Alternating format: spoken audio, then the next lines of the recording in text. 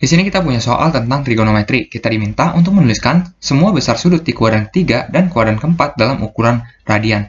Nah, di sini mari kita kembali tentang radian. Misalkan kita punya suatu lingkaran dengan jari-jarinya adalah R. Lalu kita punya misalkan di sini suatu bagian dari lingkaran, misalkan sebut saja di sini sudutnya adalah theta.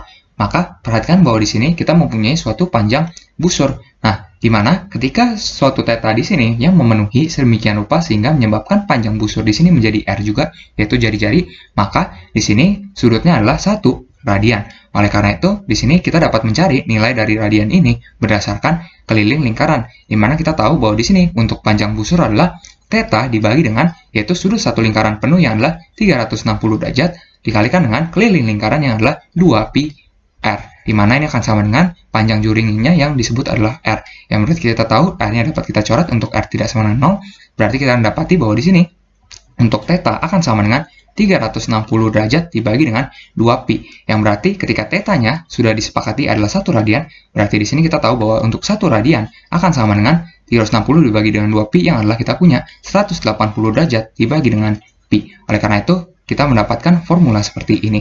Yang berarti kita tahu juga bahwa di sini untuk pi radian, maka ini akan sama dengan 180 derajat. Oleh karena itu, perhatikan bahwa di sini kita dapat mengkonversi masing-masing sudut dalam bentuk radian.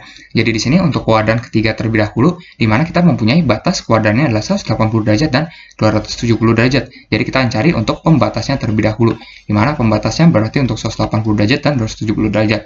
Untuk 180 derajat berarti kita konversi ke radian, berarti kita perlu kalikan dengan, yaitu di sini perhatikan bahwa berarti di sini untuk setiap 1 derajatnya ini akan sama dengan pi dibagi dengan 180 derajat radian. Oleh karena itu kita kalikan dengan pi dibagi dengan 180 derajat radian. Kita punya bahwa ini akan sama dengan pi radian. Berikutnya untuk pembatas 270 derajat berarti kita kalikan dengan pi dibagi dengan 180 derajat radian. Kita akan punya ini akan sama dengan 3/2pi radian. Berikutnya, untuk sudut yang di dalam kuadran ketiga yang adalah 210 derajat, 225 derajat, dan 240 derajat.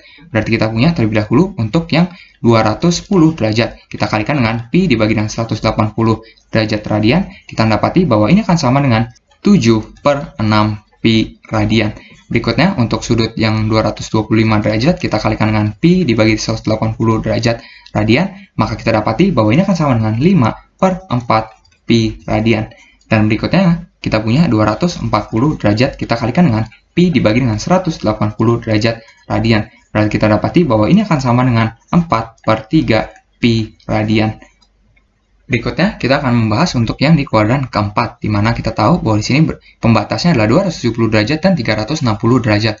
Nah, perlu kita ketahui bahwa di sini untuk 270 derajat sudah kita cari, berarti kita tinggal mencari yang 360 derajat. Maka kita tinggal kalikan dengan pi dibagi dengan 180 derajat radian. Berarti kita mendapati bahwa ini akan sama dengan 2pi radian. Nah, untuk sudut yang di dalam kuadran keempat kita punya 300 derajat, 315 derajat, dan 330 derajat. Kita mulai dari 300 derajat, kita kalikan dengan pi dibagi dengan 180 derajat radian. Kita mendapati bahwa ini akan sama dengan 5/3pi radian.